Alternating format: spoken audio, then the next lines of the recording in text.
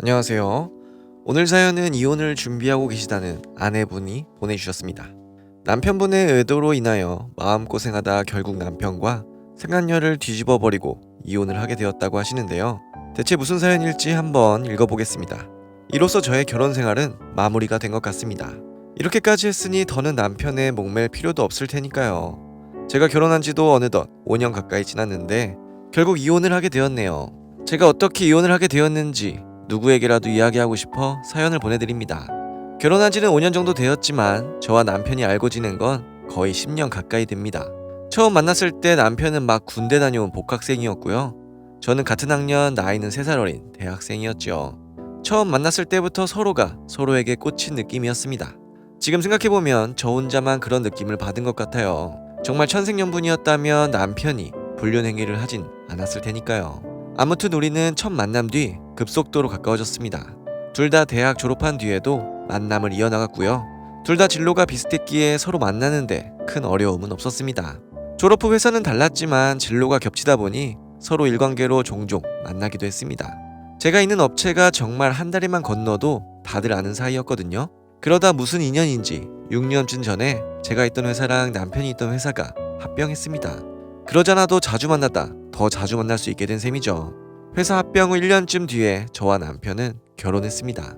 결혼식 날이 아직 눈에 선합니다. 예전 남편 회사 사람들, 예전 제 회사 사람들, 그리고 합병 후 새로 알게 된 사람들까지 단체로 와서 하객석이 북적했거든요. 설마 그중 한 명이 상간녀일 줄은 꿈에도 몰랐고요. 아무튼 저랑 남편은 그렇게 결혼을 해서 가정을 꾸렸습니다. 결혼 초기에는 서로 아무 문제가 없었습니다. 육체적으로나 정신적으로나 서로뿐이라는 걸 의심할 일도 없었고요. 하지만 결혼 후 3년 정도 지나니 슬슬 남편 분위기가 달라지더라고요. 말투도 건성건성, 행동도 건성건성, 가끔 우리 부모님 찾아뵙는 것도 건성이었습니다.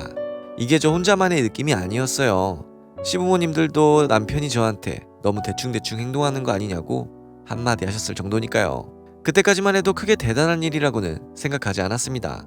부부라면 누구나 겪는 권태기라고만 생각했죠. 제가 무언가 이상하게 돌아간다고 눈치를 챈 건 1년쯤 전의 일이었습니다. 남편이 어느 날 술 먹고 집에 늦게 들어왔습니다.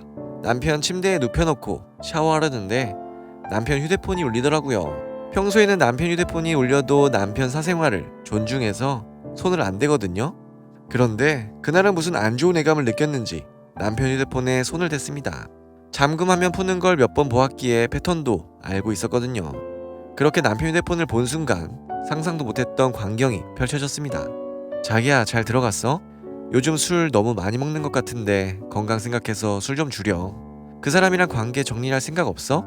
낯선 카톡 계정을 통해 이런 메시지들이 있는 겁니다.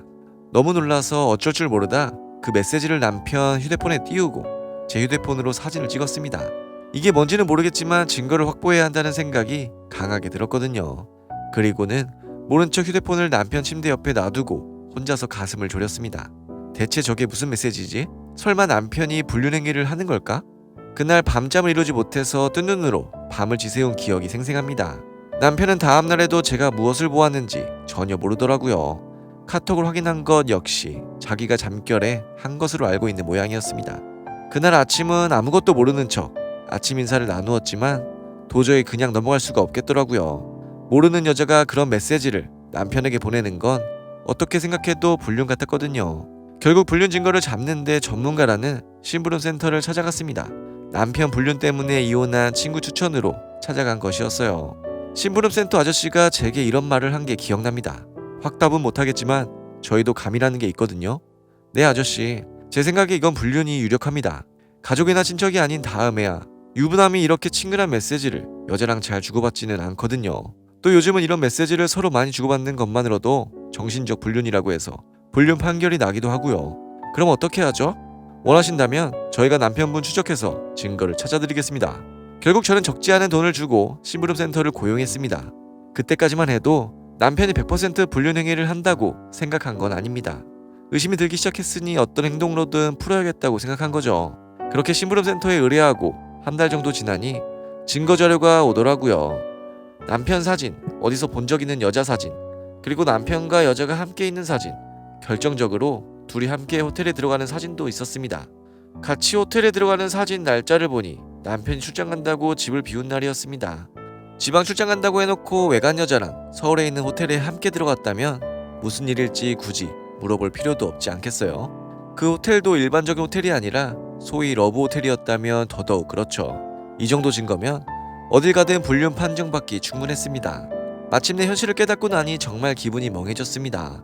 저는 그래도 남편이라고 그 사람 믿고 다른 사람에게는 눈도 돌리지 않았는데 그 대가가 이런 것이라니요. 너무 괘씸해서 도무지 참고 있을 수가 없었습니다. 거기에다 상간녀가 이상하게 낯익은 게 마음에 걸렸어요. 알고 보았더니 상간녀는 우리 회사에 근무하고 있었습니다. 정확히 말하면 예전에는 남편 회사에서 근무하고 있었는데 합병하면서 우리 회사에 함께 다니게 된 거죠. 나중에 알게 된 일이지만 남편이랑 그 상간녀는 합병 전부터 가까운 사이였다고 합니다. 그래서 우리 결혼식 때도 남편 측 하객으로 참석하기까지 했고요. 그런 년이 남편이랑 붙어먹은 겁니다.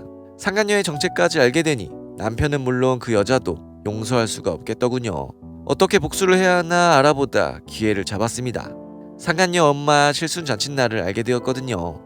자기 SNS에 사랑하는 엄마 생일 어쩌고 하면서 크게 떠벌리는 게 얼마나 가증스럽던지 거기에다 이 시국에 잔치까지 크게 한다고 써놨더라고요. 정말 고맙게도 칠순 장치 장소까지 떠벌리고 다녀서 옆부서에 일하는 저도 그 장소를 쉽게 알아낼 수 있었죠. 그리고 복수의 날이 밝았습니다. 저는 상간녀 엄마의 칠순잔치 날에 찾아갔어요. 잔치를 크게 해서 회사 사람들도 여러 참석했기에 저도 그 사이에 섞여 들어갈 수 있었습니다. 친구의 가족의 일가 친척까지 다 모인 게 딱 폭탄 터트리기 좋은 분위기더군요. 상간녀를 발견하기 무섭게 그녀한테 다가갔습니다. 누구누구씨? 절 본 상간녀의 표정이 굳더라고요. 소개하지 않아도 제가 누구인지 아는 눈치였습니다. 절 알아보았다면 더 말은 필요 없지요. 생각 같아서는 두들겨 패고 싶었지만 괜히 손찌검했다가 폭행죄로 고소당할까봐 손은 대지 않았습니다. 대신 큰 소리로 외쳤지요. 어디 할 짓이 없어 불륜이나 하고 지랄이야? 그리곤 준비해온 증거 자료들을 막 뿌렸습니다. 상간녀 본인은 물론 칠순이라는 그년 애미애비의 친척들, 회사 사람들까지 모두 불륜 증거들을 보게 되었지요. 움직일 수 없는 증거에 상간녀의 표정이 썩어 들어가더라고요. 그렇게 상간녀에 대한 모든 게 세상에 알려졌습니다. 당연히 남편도 그 사실을 알게 되었지요. 무슨 짓이냐며 제게 따지러 온 남편에게 증거 사진을 들이미니 아무 말도 못하더라고요. 그로부터 며칠 뒤 저와 상간녀와 남편까지 한자리에서 만났습니다. 상간녀는 얼굴에 반창고를 두어 개 붙이고 있더라고요. 남편이랑 다투다 맞았는지 자기 가족이나 친척에게 몇 대 맞은 모양입니다. 그래서인지 저랑은 눈도 제대로 못 마주치더라고요. 저와 눈을 마주칠 배짱도 없는 년이 불륜할 용기는 있었던 걸까요? 아무튼 저는 두 사람에게 요구 조건을 내걸었습니다. 자기는 나랑 이혼하고 상간녀 당신은 위자료 내놔요. 그러자 상간녀가 눈을 동그랗게 뜨고 묻더라고요. 그쪽 때문에 우리 엄마 칠순장치가 엉망이 되었는데 위자료를 내놓으라고요? 그게 내 잘못이에요? 누구 불륜하래요? 아무튼 그쪽이 결정해요. 위자료 내놓지 않으면 법원 가서 끝장을 볼 테니까. 이제 불륜으로 감옥은 안 가도 증거가 있으면 민사재판은 가능한 것 아시죠? 제가 가진 증거가 한둘이 아니다 보니 결국 상간녀도 포기하더라고요. 그렇게 상간녀는 저한테 위자료 1,000만 원을 지급했습니다. 제가 당한 것에 비하면 위자료가 적다는 생각도 했지만 그년이 가진 게 별로 없더라고요. 이번 일로 부모님과도 거의 의절당한 데다 자기 재산도 하나도 없어서 제게 준 돈도 빚으로 마련했다는 소문을 들었습니다. 그 정도면 정의 구현을 한 셈이니까요. 이렇게 상간녀와의 이야기는 마무리되었고 이제 남편과 이혼 과정을 밟고 있습니다. 남편 명의 재산이 좀 더 많지만 정확히 재산의 반을 떼어달라고 요구했습니다. 아니면 불륜을 이유로 재판 걸고 위자료든 뭐든 다 요구할 것이라고 했거든요. 그랬더니 남편도 답이 없다고 생각했는지 제가 말한 대로 이혼 과정을 조율하고 있습니다. 조만간 이혼 과정이 끝나고 완전 남남이 되겠지요.